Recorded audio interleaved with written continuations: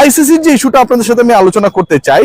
সেই আলোচনায় এনডিটিভির একটা রিপোর্ট আপনাদের সামনে শুরুতেই আনবো, এবং সেই রিপোর্টে বলা হচ্ছে, আমার সামনে যে রিপোর্টটা রয়েছে,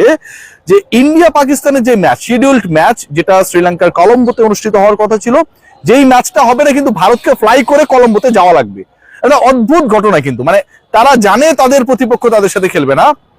কিন্তু পয়েন্ট পেতে গেলে তাদেরকে ভারত থেকে শ্রীলঙ্কায় যাওয়া লাগবে, মাঠে যাওয়া লাগবে, গিয়ে আনুষ্ঠানিকতা সারা লাগবে, শুধুমাত্র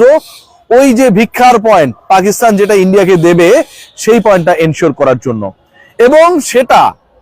অর্জন করার জন্য, ওই পয়েন্ট অর্জন করার জন্য ভারত ছেড়ে শ্রীলঙ্কায় গেলেও, কলম্বোয় গেলেও, এন্ড অফ দ্য ডে ভারতের এই অংশগ্রহণ, ভারতের এই প্রেজেন্সের কারণে আইসিসির আসলে কোনো লাভ হচ্ছে না। এনডিটিভি জানাচ্ছে ওই একটা ম্যাচকে ঘিরে টোটাল যে মার্কেট আইসিসির, ব্রডকাস্টারদের থেকে শুরু করে প্রত্যেকটা জায়গায়, সেটার ভ্যালু হচ্ছে 50 crore ইউএসডি,